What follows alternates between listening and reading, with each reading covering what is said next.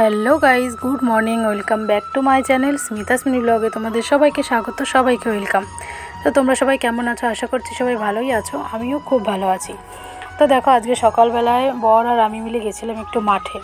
তো দেখি কি মনে হচ্ছে, এখন কটা বাজে বলো তো? দেখি মনে হচ্ছে না 8:30 9টা বেজে গেছে, কিন্তু না, এখন না 5:30 থেকে খুব জোর হলে 6টা বাজে। তো মাঠে দেখেছো কতটা রৌদ্র উঠে গেছে। এখন যেহেতু গরমকালের দিন না, তাই সকাল সকালেই রোদ উঠে যায়। আর এত কড়কড়া রোদ, আমি তো ঘুম থেকে উঠে এসে তাকাতেই পাচ্ছি না রোদ্রের দিকে। তো তারপরে দেখো দুই পাশে কত সুন্দর পাট শাক হয়েছে, তাই ভাবলাম মাঠে যতক্ষণ এসেছি তাহলে একটু পাট শাকই তুলে নিয়ে যাই। পাট শাক খেতে খুব ভালোই লাগে। দেখো দুই পাশে পুরো বড় বড় হয়ে গেছে, আমার থেকেও উঁচু উঁচু লম্বা হয়ে গেছে, আর মাঝখান দিয়ে আল। তো তার ভিতর দিয়ে আমি হেঁটে যাচ্ছি, আর চারিদিকে শুধু সবুজ আর সবুজ, দেখতে এতটা সুন্দর লাগছে, তোমরা নিজের চোখে না দেখলে বুঝতে পারবে না। ক্যামেরাতে কতটা কি বোঝা যাচ্ছে জানি না। তো দেখো এখানে পাট গাছ কটা পড়ে গেছে, মনে হয় কেউ ইচ্ছা করে করেছে না কোনো পশু পাখিতে করে দিয়েছে, ঠিক বুঝতে পারছি না। তো দেখো সবুজ আর শেষ হচ্ছে না, যত দূর তাকাবে শুধু সবুজ আর সবুজ। এই দৃশ্যটা চোখে দেখতে না খুবই সুন্দর লাগে, চোখের মনের সব কিছুরই শান্তি।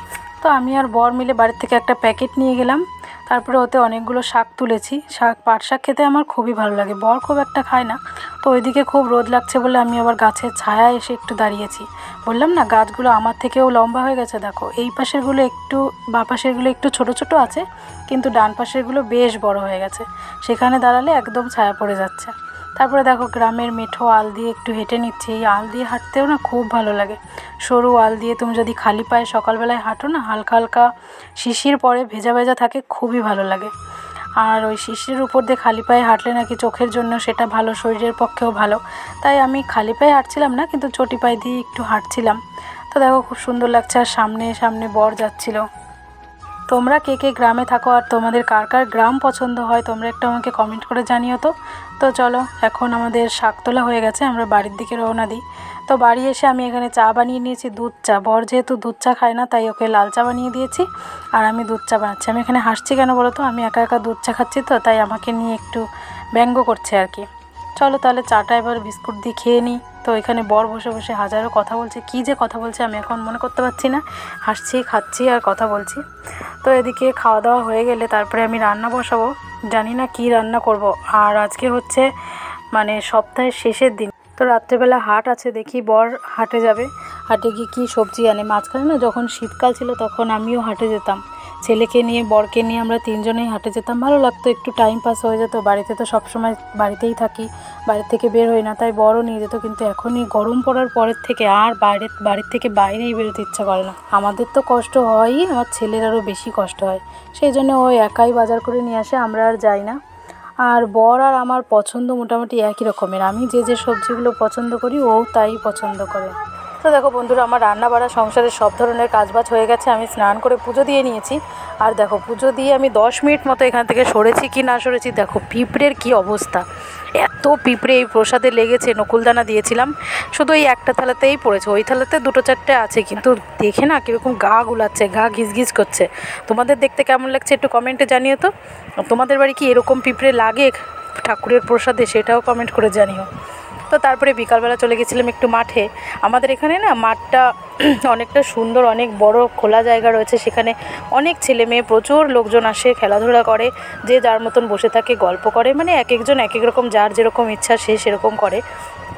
তো আমরাও গিয়ে খুবই মজা করি। দেখো আমার ছেলেও এদিকে খেলাধুলা শুরু করেছে। সবচেয়ে ভালো লাগে প্রাকৃতিক দৃশ্যটা, দেখো তো কতটা সুন্দর লাগছে দেখতে, মনে হচ্ছে যেন ওই দূরে মাঠের সঙ্গে আকাশটা একদম মিশে গেছে।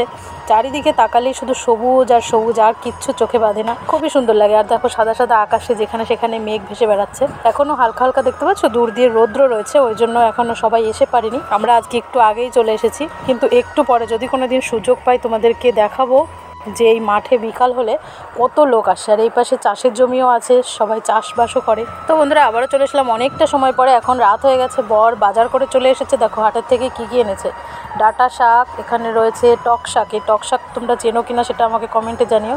এটা সর্ষে ফোড়ন দিয়ে টক শাক করে শুকনো শুকনো করে খেতে হয়, খুব ভালো লাগে। আর এখানে রয়েছে 2টো শশা, বললাম না আমার বর বাজারে গেলে শশা আনবেই, শশা ছাড়া ওর চলে না। আর এদিকে রয়েছে একটা কুমড়ো, পাকা কুমড়ো, আর এখানে রয়েছে রসুন, ওদিকে রয়েছে টমেটো, মনে হচ্ছে পুরো বাজার ধরে নিয়ে চলে এসেছে।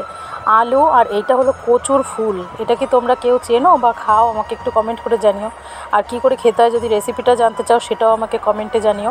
আর এই যে প্যাকেটের মধ্যে এগুলো রয়েছে কুদলি, দেখতে অনেকটা পটলের মতোই কিন্তু ছোট, এটাকে কুদলি বলি আমরা, ভাজি করে খাই। আর এখানে রয়েছে পটল, আর কি রয়েছে দেখি, প্যাকেটের থেকে বেরোচ্ছে না, ও বেরিয়েছে। এখানে রয়েছে দুটো লেবু, দুটো না এখানে অনেকগুলোই লেবু ছিল কিন্তু দুটোই আমার হাতে এসেছে, আর হয়েছে কাঁচা লঙ্কা। তো বন্ধুরা, আজকের মতন ভিডিওটা আমি এখানেই শেষ করছি। দেখা হবে নতুন ভিডিওতে, ততক্ষণের জন্য টাটা, বাই বাই।